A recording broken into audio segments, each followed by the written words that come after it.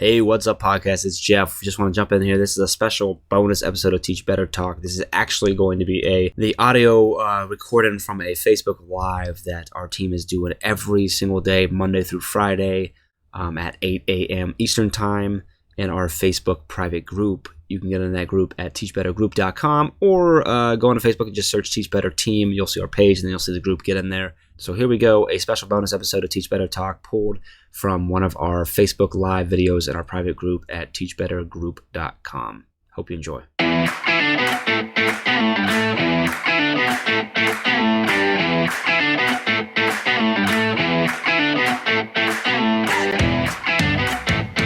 There we go. Yay! All right, let's start again. I apologize. Can you tell that we're new at this? I hope we get invited back to do this again. It's Wednesday. I promise, Jeff. Yeah, I hope Jeff is not home cringing. I promise we'll get better. We'll do this again. I have been live on the Daily Drop-Ins with Ray. Megan, have you done a Daily Drop-In yet?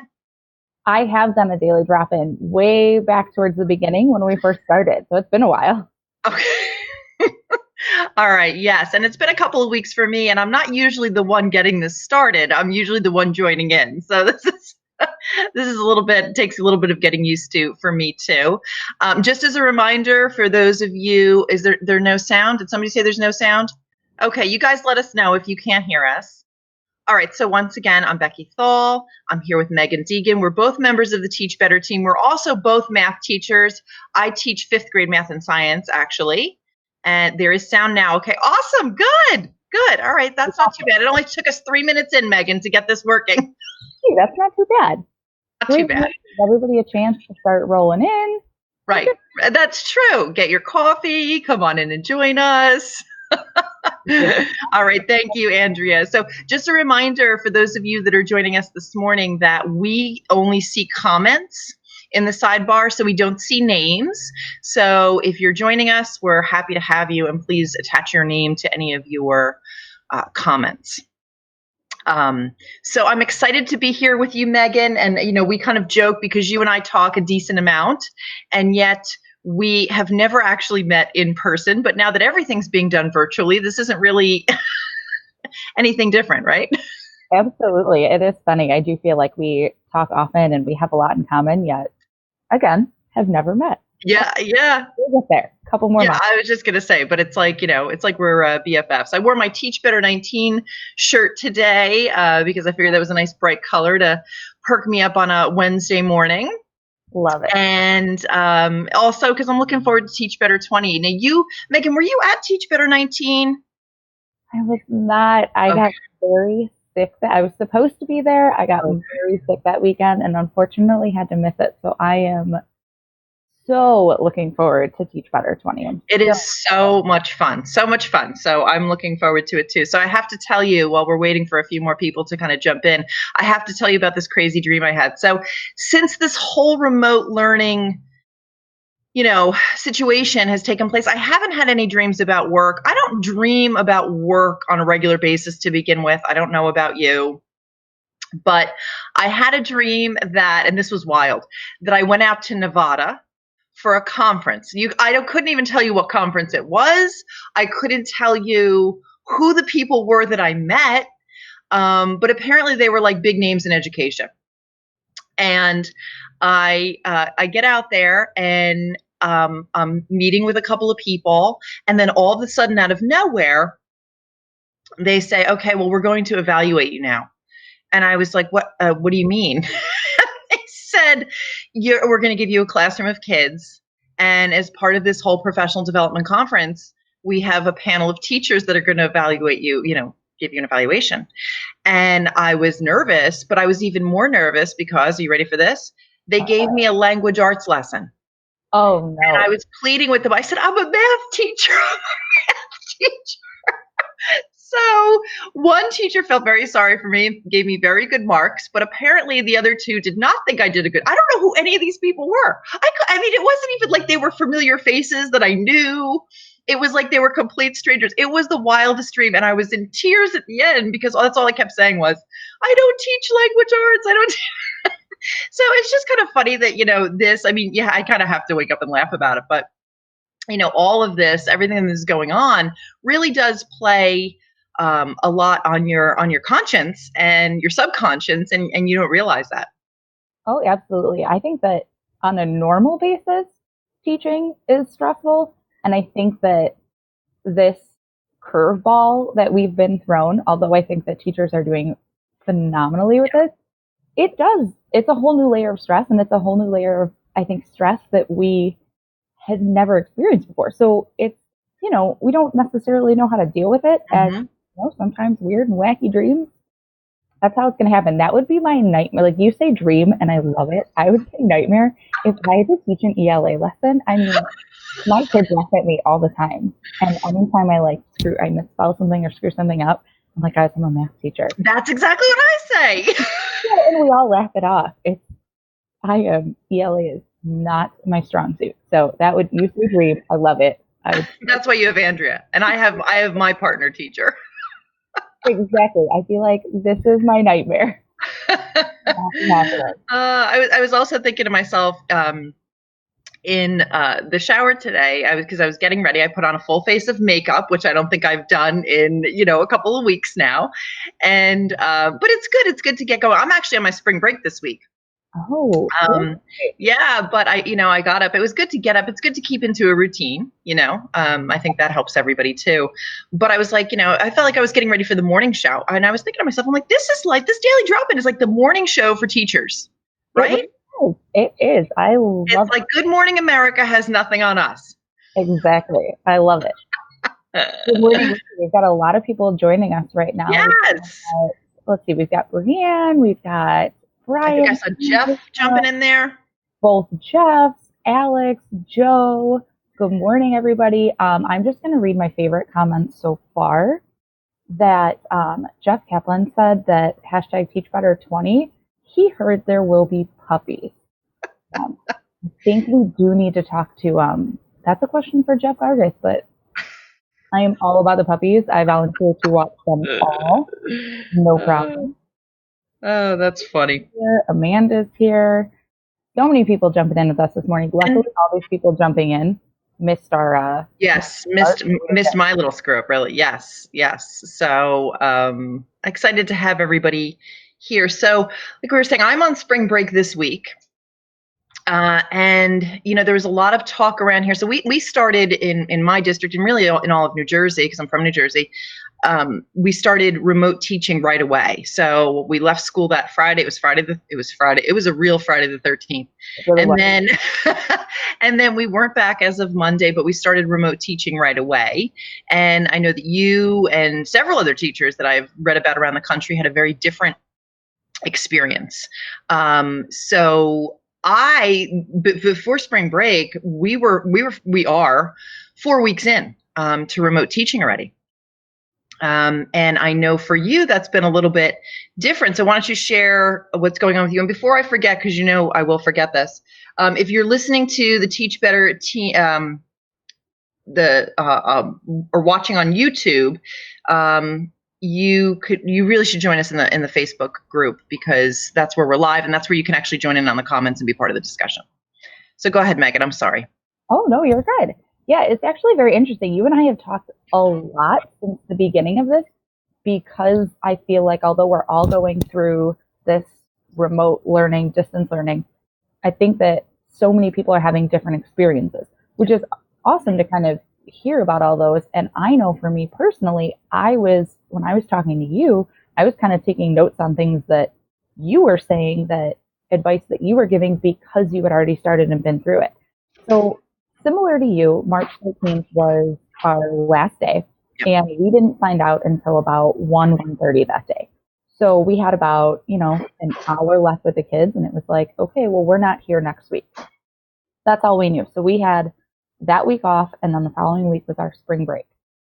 So we're out for 2 weeks, and we were not doing any remote learning, and we didn't really find out till the middle, towards the end of our spring break, that the following week, which was I think the last week of March, was going to be used for teachers to plan and prep remote learning, and our remote learning started last week. So I am really only, and then we had Good Friday off, and we had this Monday off. Okay. Those were scheduled days off for us. So, it's Wednesday. This is really only week 2 of remote learning. So I do have to say thank you to you and all the other teachers who had already started remote learning prior to me starting, because I was able to take a lot of the things that were being said, a lot of the advice, a lot of maybe some of the initial obstacles, and I was able to kind of preemptively smooth those out, or at least try to with students, which was super helpful and super nice. Not that there aren't obstacles. There are still plenty of obstacles that, we're facing daily. But I think that just having people that had already started was really helpful to me at the time. Absolutely. Absolutely. And, obviously for me, it was more like baptism by fire. You were kind of thrown in the water and then, thrown a life raft and said, here, start swimming. But I've found, now being the weird thing is, on some days it feels like, wow, we've been doing this for 4 weeks. It's gone by quick. And then there's other parts of me that was like, oh my gosh, it feels like it's been 4 months instead of 4 weeks. So it really does depend on the day. But what I find is that I'm changing things as I go. So even things, and I think just as teachers, you become used to that flexibility, and you almost have to become used to that, flexibility. And so, different weeks I'm trying different things to see what works, and what the kids, I'm asking the students themselves what they prefer, and different styles and methods that they prefer. Absolutely. I think we do that in our, like you said, we do that in our classroom so much anyways. You try something, it works, it doesn't work, you adjust it. And it's no different now. Yes. We're trying things, and I know that so many teachers are trying so many new things now. A, because we're remote learning and it looks different. And B, there are so many, I feel like, doors that have opened now where, now's your time. Try things, see if it works, see if it doesn't work, and adjust as you go. And I think that teachers have been blowing my mind. I mean, they blow my mind all the time anyways, but really blowing my mind in the things that they're coming up with and the ways that they're, still able to engage their students and make this something that our students can really take some positive away from. Like, I know Jeff Kaplan had just made a comment and said that they had a trip to Savannah, Georgia that was canceled. So next week, they're going to be watching videos of the places that they would have visited and using Flipgrid to see what students have found interesting and want to research more about.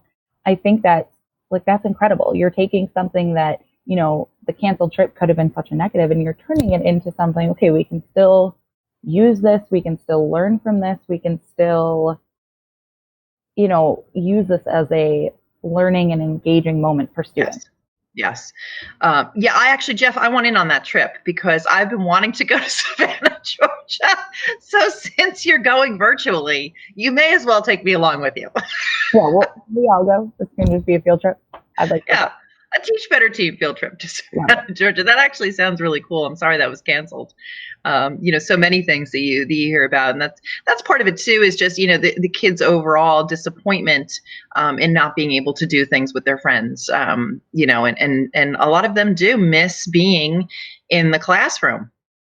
Megan, what has been your experience so far in terms of, because I know you use the grid method in your classroom and you were using it before this. I used a kind of a modified version of the grid method myself and have a tracking sheet. So do you want to talk a little bit about how you found your experience so far in terms of the kids? Are you allowed to teach new content, like to keep moving forward with content? Because I know that's a big issue as well, is that a lot of teachers are being told that they cannot teach new content. Absolutely. I actually, it's funny. I think it even, not even state to state, I would say it even depends district to district and kind of what each district is kind of setting as their standards. We are allowed to teach new content. For us right now, it's that grades cannot negatively impact our students. Yes. So, and I'm going to kind of tie this in with a comment by Mike that said, what is 1 or 2 things you've learned with remote learning that you will incorporate moving forward? It's things to kind of wrap that in. So I've already been using the grid method since August. So we were kind of in the middle of a unit towards the end of it when all of this happened. Mm-hmm. So we've been finishing that unit with our grid. I think that for me, it was keeping some sort of consistency with the students, and because they know the grid and they are so comfortable with it and they know how to work their way through it, Mm-hmm. we are finishing that unit. And I think although I I already kind of knew this and had this mentality that was all about feedback for them. My classroom is very mastery based, and therefore the only grades I'm looking at really are their assessment grades. Yeah. All of the work that they do leads to, and we focus on the mastery, but leads to being able to master that assessment. And if they don't, we look at what they need to go over, and we work on that again. But I think that one thing that remote learning has really, really set in for me is how much I love just feedback and how much I love not having to give grades for everything, and kind of just not even having the grades, just really being able to work on what are you learning? What do you need? And I think that is something that is absolutely going to go with me in August, and it's going to change what I already do. Yes, we focus on feedback, but we're going to change that even more. We're going to really, really focus on them mastering the concepts, and the letter grade doesn't even matter. Yeah. That's not something that I care about until we're at the point where, okay, you've mastered all these standards. Now let's look at how you did when you mastered those standards, instead of, I care more about the journey to get there than I do what that grade is going to be. Yes. And I think that my students, without having those grades, are taking more chances and are reaching out for more help, and they're not afraid to fail. And although, again, we kind of had that already, this is really cementing that even more. Mm-hmm. So I think that's something that we are all going to take with us when we go back. And, well, we're set to go back May 1st, but I'll say when we get to August, because yes, who knows? Yeah. Yeah, it's a week to week at this point. No, that's awesome. I also find that because, I think in the beginning, and I think a lot of teachers are like this, you're trying to look at so many different things that they're doing and that they're producing. And it's, unlike when you're physically in the classroom, if somebody's working on something, you can, first of all, that they're all working on the same thing, not the same thing, but they're all working on math at the same time. So no matter where they are in the process, they're all, in your classroom. And if you have a question, you just go over and ask them. Or if you want to do a check-in with them, you just go over and ask them. And you don't have that luxury here. You have to, try to track them down an email or a Google Meet or a Zoom call. And that's time consuming. It really is. And so, I think that trying to find quick ways of, I've been using, thanks to Ray's suggestion, and this was before we went out, she introduced me to Seesaw. And I have been loving Seesaw because Seesaw is an opportunity, first of all, for the kids to showcase their work in different ways. And I can write them a quick comment underneath or send something back to them if I want them to redo it. So it's a good little pulse check as well on how they're doing. And so that's what I've been trying to use a little bit more of myself. But, we're fortunate that we have older students. And so that's been a huge benefit. I was, one of the things that I started earlier this year, and again, it's, if you had known then what you know now, but I'm glad that I got them started just getting used to sending emails, because I felt like by 5th grade, you were old enough to be able to advocate for yourself. And if you didn't understand something or needed a teacher's help, you should be able to send the email. You didn't always need, a parent to send an email. And so thankfully I did that, because now they do. They send me emails on their own, or I've had them in Google Chats and they've, sent me a message in Google Chat. So at least, when you develop those relationships early on and that comfortability level, it really does make a big difference. Oh, absolutely. I think that, my students were already good. Again, I teach 7th grade, so, I'm dealing with at least an age level that can knows their way around the technology for the most part and can email, maybe not the greatest email, sometimes my email is in the subject, but we work with it. Yeah. It's the fact that they're, they're putting in that effort to really reach out. And I think that one thing that I have seen from as I've kind of jumped into these lives and seen some teachers commenting or just teachers posting, in the group or on their own, one comment that Kirsten made, she said, we were already on spring break when we found out we were not going back. And unfortunately, we have about 50% of students without internet access. So we're doing remote learning and planning packets. And I think that it's not something that I deal with directly. I think I have about 1 or 2 students that didn't have internet access and a couple of things have been set up. Right. But I think about that, that looks completely different. And how would we then kind of switch and deal with that and adjust to servicing those students? And I think that there are so many incredible teachers that have really done so well with what they have because, like you said, this happened so fast. Yes. Nobody saw this coming. And so there are so many educators that are doing phenomenally with what they have and what the students have. Absolutely. And still going above and beyond to reach and support their students, in any way that they can, which is incredible. Yeah, I feel very, there's several populations that I know are struggling with it. It's definitely obviously students that don't have access to technology. Some of it is students who are sharing devices with siblings in the house and trying to get that work done. And then, I've seen too where you get a lot of the younger kids who, like my daughter's in 2nd grade. So she had never used Google Classroom before. So trying to get her used to navigating her way around to look for assignments and things as well. That age group, that's a struggle too. Even if they have access to the technology, do they really know how to use the technology? I saw somebody who actually posted that they're using WhatsApp to communicate with their students. Which I think is awesome. I have not used that myself, but I know several people who do. I have thought, if I really want to get a hold of somebody, maybe I should ask for their cell phone numbers because that they're always on their cell phone. Absolutely, they are. It's kind of uncharted territory. I mean, I, for the first time ever, gave out my home address to my students because I asked them to make cards for doctors and nurses so that I could distribute them. We live near a hospital and I have some friends that work at the hospital. So, and sure enough, they all mailed me, not even emailed, mailed, snail mail, cards and things for the doctors and nurses. So it's definitely unprecedented times. It is, but I think that I think it's awesome though, and I think that of all times for things like that to happen, like now is it.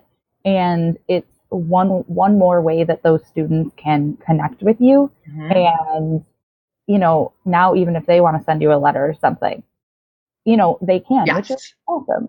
I'm currently, Andrea and I are currently writing postcards to all of our students. Mm-hmm. So, that's something that our district does every once in a while, or our teams can do, but we are now reaching out to all of our students, just even though, I've sent emails, we've emailed parents, it's just another way to say, hey, I miss you, I'm thinking about you. And it's not even content related. It's just, I miss you. Yeah. And we're thinking about you. Yes. And, just another form of support and another way to reach out. No, and it's definitely letting them know that you care. I mean, there are some, positives when you look for them, and sometimes you have to dig a little deep, and some days are easier than others. But, just before spring break, I connected with a student that I had not connected with since we had left the classroom. And he actually got on, he was doing some work and things, but, I'm missing their faces. And and so when I did connect with him, that was my big victory, for not only the day, but the week. I mean, it was a big deal for me, and you have to relish those because, you don't know all the circumstances that are going on, and so and you can't take things personally, but that as a teacher you kind of learn pretty early on as well, is that you can't take things personally. Absolutely. And it's hard. That's one thing that is like killing me right now is we in our district currently, we cannot like video connect with any of our students. Oh, wow. Okay. Any form. Yeah. And it's so hard because I don't even want to talk math. I don't care about that. I just see my kids. Yes. Them and I just want to connect. I really just want to make sure that they're doing okay. Yes. And that they know that they still have a support system, although it looks different. Yeah. I want them to know that it's there and they have it. So it's definitely difficult. But I'm hoping that this is only week 2 of our remote learning. I'm hoping that soon we have some sort of platform where we can connect if they would like to. Yes. Yeah, I think that is key. That was initially not an option for us either, and they opened it up pretty quickly into our. I think it was within the first week that they opened it up, and it has made a huge difference. I see Jessica chimed in, and she said that they had to send home packets, and they have a teacher hotline. Wow, set up that we man on a schedule. That's hard. That's tough. That is really hard. But one thing I'm going to say is, how cool is that though? Like, although our positions are so different, how cool is that though, that they are finding ways to make this work and finding ways to be there and support your kids? Is it probably what all of those teachers would want it to look like? No. Right. But there are still ways, and instead of just kind of throwing in the towel and saying, well, here's your packet, good luck. And yes. Yeah. It's, they're finding ways to be there, whether or not the students are taking advantage of it, they're there. And I think that says it all to the student. Like, just knowing that you're there and knowing that there is that line of support. Yeah. That says a lot to the student. So you said that was Jessica? Jessica, and actually I see that she just said that she learned that the district is looking into grants to go 1-to-1, which is, which is awesome. And that's, if any good is going to come out of that, the, issue of equity, which I know has been discussed before, is a very big topic in education, as it should be. And hopefully that is some good that comes out of all this, is that, districts that, you're learning a lot more about different areas of the country and what they've been working with or haven't been working with. And it's really kind of mind blowing, because you get wrapped up in your little bubble, and, when everything is working pretty well in your own little bubble, it's sometimes you don't have that bigger picture. So even for me personally, this has been, super eye opening, and I'm very, empathetic and sympathetic to, I kind of consider us one big pool of teachers at this point around the country. And, it's good to support each other. They have a lot of groups set up to, for teachers to support each other. And of course, we're here as the Teach Better team to listen. And we might not have all of the answers, but we can certainly, we have a big network of people that can provide answers. And I think that's key. It's certainly one of the things that drew me to this group. And I'm sure you could say the same, Megan. Oh, absolutely. I think and teachers are, I feel like, teachers are always such a super supportive group, but it has really, really amazed me at how well and how immediate everybody just kind of came together to figure this out. And again, it looks different across not even every state. It looks different in every district. And it looks different from kindergarten, through college has to do this. Yes. But I think that there's so much support out there, and there are so many people that are dealing with something similar to everyone's situation, that you can find that support and you can, come together to figure out ways and brainstorm ways to deal with different obstacles that are coming up. And I think that as the days and the weeks go on, people are, making changes for the better. Things are coming up, like Jessica said, her district's now looking into grants. And it's, it's kind of, maybe, I don't know if they were looking at it before, but would that have happened prior to this? Or would that have been maybe one of the things of, okay, we're going to get to this, but it might not be Yes. a priority. Now it's a priority. So like you said, sometimes it's hard to find the positives at times, but if you can find those positives, there are some positive things that are happening. Definitely. I've also been happy to see that they're, similar to how the Teach Better team just kind of jumped in and was like, okay, what can we do to help? And this literally, as we've said multiple times, this changed overnight. So nobody had a lot of time to think about it, which, maybe was better, in hindsight.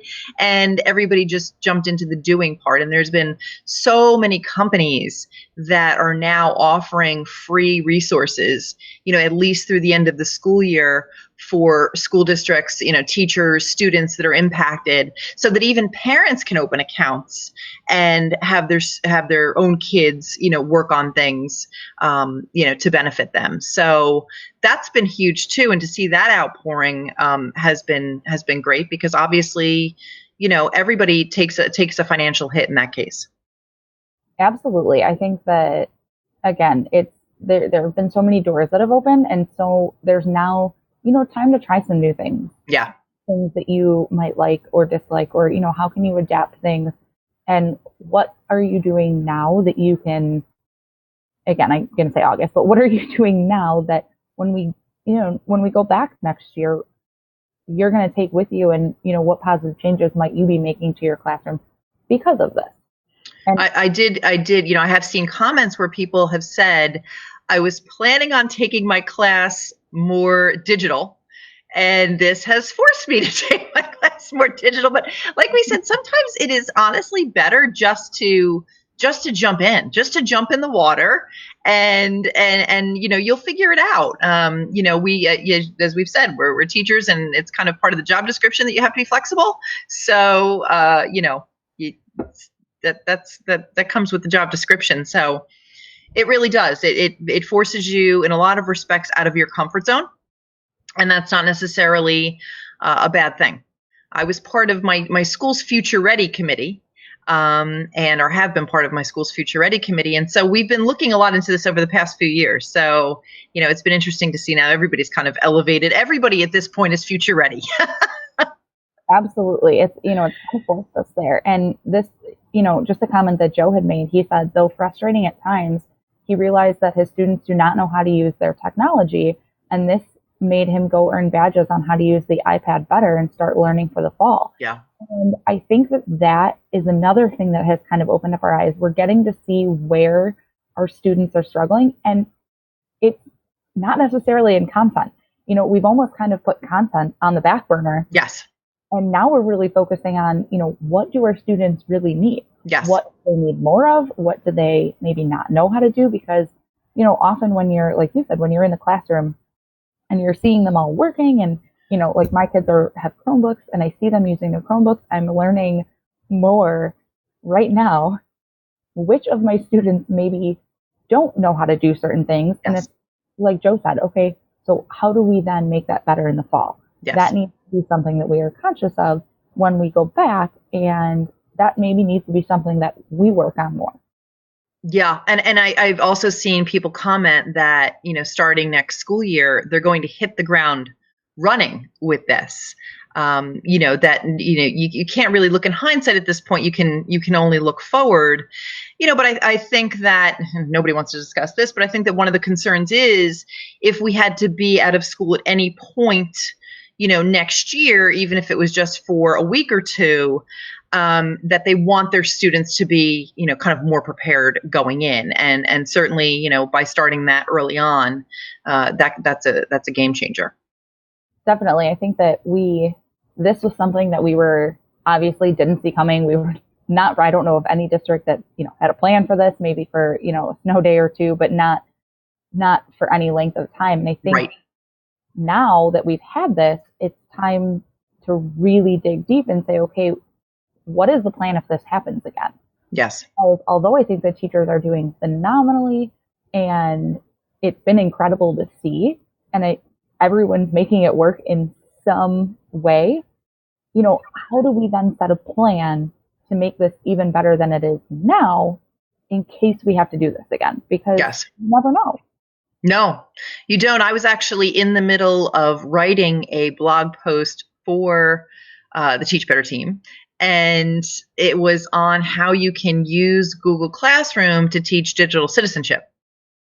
And, now I've kind of been writing other blog posts that are more on the forefront of what we're dealing with right now. But that's certainly something that, I'm going to finish up and hopefully will be, run down the road. But it's true. There's like I said, there's a lot of lessons that can come out of this. Even for no matter how old your students are. My one thing with my daughter, and she logs onto Google Classroom every day, and she sees that her classmates are posting all of these comments underneath. And so, me being a teacher, I'm like, don't comment unless you have a legitimate question. And she's like, okay. So now she asks me all the time. She goes, can I ask the teacher? But there's a lot of like micro, I don't want to call them micro or mini lessons that can be embedded, within a lot of these technology platforms as well. And, you can't overlook that. It's a huge benefit. I mean, I'm now I think that the testing has been taken away from everybody. Everybody can breathe a little bit easier with regards to that. You do have more ability to experiment.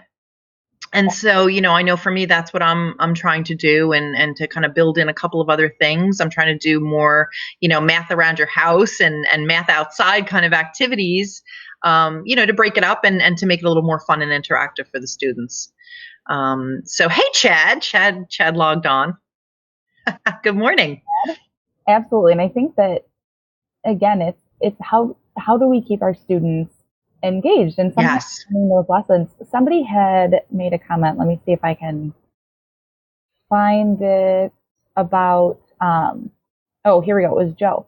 He had made a comment about how he had moved from teaching the civil rights to economics to teach real life situations in our current economy. And I think that's so valuable. If you can connect it to, that's one way to engage your students. If you can connect to, they're all living through what's going on. Yep. And so being able to connect it to that can engage them, even from a distance. Yes. Yeah. So Megan, how are you? And I know this is still a little newer for you with your students, but are you doing things any differently at this point, or trying new things that you haven't done before to try to keep the students engaged and interacting and motivated? So I feel like I live on engagement with my students, just in terms of, if, my classroom is just always a ball of energy. And so I am missing that. Yeah. So one of the things that we have done, and we're going to start, I did it in the week before, the first week that we were off, where we weren't actually remote learning. I had posted, and I know a couple of teachers on my team, and just in the grade level, Andrea had done it. We were posting some GIM kits, or some quizzes, and we were running them live. So we would give the kids, heads up, hey, we're going to run this at noon tomorrow. I'll post the code 5 minutes before. And, we had some kids join, and some kids, can we do that again? That was fun. So it's definitely something, now that we're in kind of week 2, I'm going to be doing with them. I also have, my kids each have their own fake bank account, and they get paid weekly for doing their work. And then when they're in the classroom, they have classroom jobs and they get paid. So they are still getting paid weekly for doing their work. So that's kind of been one thing of my students who are, connecting and working. They're That's neat. Yeah, now we need to figure out something remotely that they can cash in their money for. Yeah. We had a store in my classroom, and so I'm still working on that one. I'll figure that one out in the next month. I like that idea, though, especially for being a math teacher. I do like that idea that you can do that. I have classroom jobs as well, so I might, that might be something that I look into then for next year. Yeah, it's been fun. They normally monthly have to pay me rent and an internet bill. Of course, now they're not in my classroom and they don't use my internet, so they don't have to pay. Right. They're excited about that, but they still get paid. It's just, it's a fun way to still connect with them and still engage Well, them. it's a real life lesson. It's a real life math application. And I think that's super important. Absolutely. And so again, as long as I find something that they can exchange it for, I was thinking, and I can't believe I'm going to say this, but maybe this is, how many days we've been in quarantine. I was thinking of letting them buy, my kids love TikTok. They are obsessed with it. And I have held off for long enough. I think video from me. So I don't know a ton about TikTok other than it's everywhere, right? It's all over social media. People are referencing it. Teachers are doing it. And I have to say that I have my own classroom Instagram account, and I have obviously our Twitter account, and you have a Twitter account as well. So I floated the idea to one of my friends on the phone. I said, I'm thinking about trying TikTok, and all I will tell you is that my 7th grade son heard this. He won't hear me ask him, to pick anything up from his room, but he heard me have this conversation, and he darted over and was like, you cannot open a TikTok account. My friends will find you. So it's kind of an ongoing debate, because I was like, I think it would be fun. So I know I'm kind of holding it over his head at this point. I'm like, well, I need you to clean. Otherwise, I'm opening that TikTok account. And, I think that so often we talk about really meeting our students where they're at. Yes. And if it's something that they value, and we show them that we value it, like Yes. That's an instant connection. And so, like I said, I've held off for a very long time, but, I think it's time. I just have to meet them at their level. I said one of the most challenging parts of being a teacher at this level in particular, this kind of tween, age group, is you have to be up on pop culture, whether you want to or not. That's also part of the job description. Absolutely. I got to keep up with them. And again, if the way that I see it is, if it's one more way that I can connect with them and, be silly and goofy with them, yes, why not? It's, let's all have a good laugh, because I'm sure it's going to be funny. But let's all. And everybody needs a good laugh right now, so it's timely. And that's one way I feel like I can reach. Yes. I feel like with email and things like that, I'm reaching about 80% of my kids. I feel like this, I might reach 100% of my kids, because even if they don't have TikTok, they're going to be like, well, we have to see Miss Deegan TikTok now. And word travels fast. So once one or two of them sees it, forget it. They're all going to see it. The whole school will see it. That's awesome. That's awesome. I have to work on that myself. But we have been on now, Megan, chatting away this morning, which it's been great to see you. We've been on for, if you take away the 3-minute little problem that I had when we first logged on, we've been on for about 40 minutes. And again, if you were listening to this elsewhere, please join our Facebook group so that you can see these daily drop-ins live Monday, Tuesday, Wednesday, Thursday, and Friday. It's been great to see all of the comments and people interacting with us this morning. This was a lot of fun. I'm feeling more confident, Megan. We should do this again in a few weeks. Absolutely. I'm actually going to be on, next week, and I think the week after as well. So, I went to school to be in broadcasting, believe it or not, because I wanted to be a news anchor.